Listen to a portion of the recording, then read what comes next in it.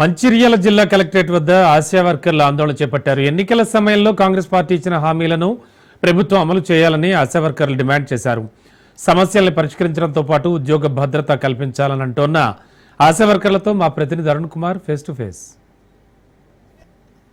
వర్కర్లు ఆందోళన బాట పట్టిండ్రు. తమ సమస్యలను పరిష్కరించాలని డిమాండ్ చేస్తూ కూడా మంచిర్యాల కలెక్టర్ కార్యాలయం ముందు కూడా ఆందోళన చేపట్టింది. ఈ ఆందోళనకు సంబంధించి కూడా మన దగ్గర కొంతమంది ఆశా వర్కర్లు ఉన్నారు. నిజంగా వీళ్ళు పడుతున్న ఇబ్బందులు ఏంది, ప్రభుత్వాన్ని ఏం డిమాండ్ చేస్తున్నారనే విషయాలు తెలుసుకొని చెప్పడం, ఎందుకు ఆందోళన చేస్తా ఉన్నారు, ఏంది మీ ప్రధాన సమస్య ఏంది? గతంలో టీఆర్ఎస్ ప్రభుత్వం ఉన్నప్పుడు మేము లెటర్ ఇవ్వడానికని వెళ్తే మమ్మల్ని అసలు పట్టించుకోవట్లేదు, తీసుకోవట్లేదు, మా జీతాల గురించి ఏం మాట్లాడతలేడు. ఈ సంవత్సరం ఈసారి మాత్రం ఖచ్చితంగా కాంగ్రెస్ ప్రభుత్వాన్ని తెచ్చుకోవాలని చెప్పి మేము అందరం ఐక్యం ఒక్కటై కాంగ్రెస్ ప్రభుత్వానికి ఓటేసి తెచ్చుకున్నాం. కాంగ్రెస్ ప్రభుత్వం వచ్చిన తర్వాత మా బాధలు అర్థం చేసుకొని వింటారేమో, మా గోడ విండి కొంచెం జీతం పెంచుతారని చెప్పి ఉద్దేశంతో మేము కాంగ్రెస్ ప్రభుత్వం తెచ్చుకున్నప్పటి నుండి ఇప్పటి వరకు ఒక్కసారి కూడా జీతం పెంచలే.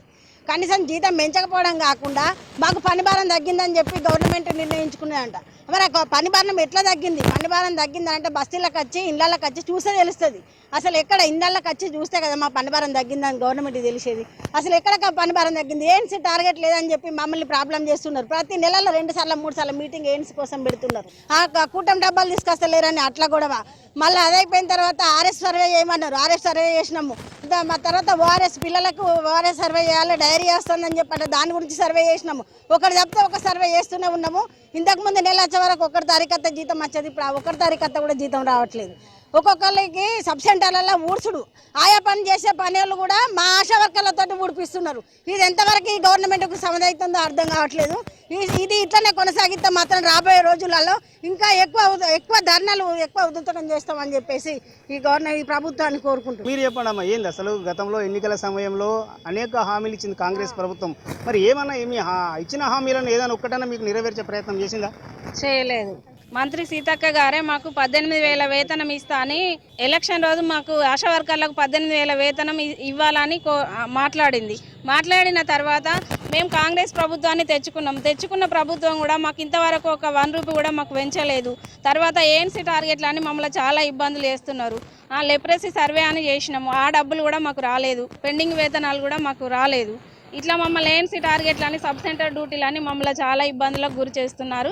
ఈ ప్రభుత్వం ఇవన్నీ ఖండించి మాకు కనీస వేతనం 18,000 ఇప్పించాలని కోరుకుంటున్నాను. మీరు చెప్పండి, ఏంది ప్రధానంగా ప్రభుత్వాన్ని ఏం డిమాండ్ చేస్తున్నారు? ప్రధానంగా మీ సమస్యలు ఏంటి? మాకు పనిని బట్టి పారితోషికం అని చెప్పి మాకు ఫిక్స్డ్ వేతనం కావాలి, కనీస వేతనం వద్దు. మాకు ఒక పని మనుషులు లెక్క చూస్తారు. కేసు ఉంటేనే మాకు జీతాలు వేస్తాము, కేసులు లేకపోతే జీతాలు వేయమంటే నెలకు కేసు పట్టుకునే వస్తాము. కానీ ఇంకా కావాలి, 3 కావాలి, 4 కావాలంటే మేము ఎక్కడ ఒకట డెలివరీ కేసుకు వాళ్ళతో 2 రోజులు 3 రోజులు మేము హాస్పిటల్లో వండుకుంటున్నాం. మాకు ఎట్లా ఉద్యోగ భద్రత లేదు, మాకు బీమా సౌకర్యం లేదు. మళ్ళీ జీతాలు కూడా ఫస్ట్కు రావాలి. మాకు ఇప్పుడు 20 తారీఖు 30 తారీఖు అట్లా రాకుండా 15 తారీఖు 20 రోజులు ఎక్కువ అవుతుంది. మేము దాంతోనే బతుకుతున్నాం. మాకు ఫస్ట్ వరకు మాకు సాలరీస్ రావాలి. రైట్గా మీరు చెప్పండి, ఏం డిమాండ్ చేస్తున్నారు? నిజంగా కూడా మీ సమస్యను ఇట్లా ప్రభుత్వం పరిష్కరించకపోతే ఎటువంటి ఆందోళన చేస్తారు? ప్రభుత్వం మీద ఎటువంటి ఒత్తిడి తీసుకొస్తారు? మేము ఇంతకుముందు 106 రోజులు సమ్మె చేసినట్టే చేయాలని సిద్ధమవుతున్నాం. ఎందుకంటే ప్రభుత్వం ఆ ప్రభుత్వం పట్టించుకోలేదు, ఈ ప్రభుత్వం వచ్చినాకనైనా ఏమైనా పట్టించుకుంటుందని చాలా ఆశపడ్డాం. కానీ అసలు ఏది కూడా పట్టించుకోవట్లేదు. తర్వాత హాస్పిటల్లో 3 రోజులు ఉండాలంట, డెలివరీ అయ్యేంత వరకు మేము ఉండాలంట. అంటే మా భర్తలకు మేము విడాకులు ఇవ్వాల్సిందే జాబ్ చేస్తే మాత్రం. ఇది ఇలాంటిదా? ఇంకా ప్రభుత్వం వస్తే ఇంకేదన్నా ఆశ తప్ప ఇంకా ఏం లేదు, నిరాశ తప్ప ఆశలు అయితే ఏమీ లేవు. కేంద్రం నుండి వచ్చిన జీవో కూడా రిలీజ్ అయింది, కానీ ఇక్కడ మనం రాష్ట్ర వ్యాప్తంగా అయితే అసలు ఇవ్వట్లేదు. మళ్ళీ సబ్ సెంటర్ డ్యూటీలు మాత్రం MLHBలు ఉన్న కాడ లేని కాడ ఒకే రకంగా సేవ చేస్తున్నారు. అటు సబ్ సెంటర్ వైజ్గా చూసుకోవాలి, తర్వాత గ్రామాలలో చూసుకోవాలి. గ్రామ ప్రజలకైనా బాధే, మేము సబ్ సెంటర్లో లేకపోయినా ఒక రోజు కూడా మాకు లివ్ కూడా అసలు లేదు. ఎందుకు ఎటన్నా వెళ్ళాలంటే లివ్ అనేది లేదు. ఒక లివ్ కావాలంటే డాక్టర్ కాడ నుండి ANM వరకే రికమెండేషన్ తీసుకోవాలి, మేము లెటర్స్ రాసి ఇవ్వాలి. ఇదా మాకేమన్నా లక్షల జీతం ఉన్నదా, వేల జీతం ఉందా? వచ్చే 9,750 రూపాయలకు గొడ్డు చాకరీ చేయాలి, అందరికీ భయపడాలి.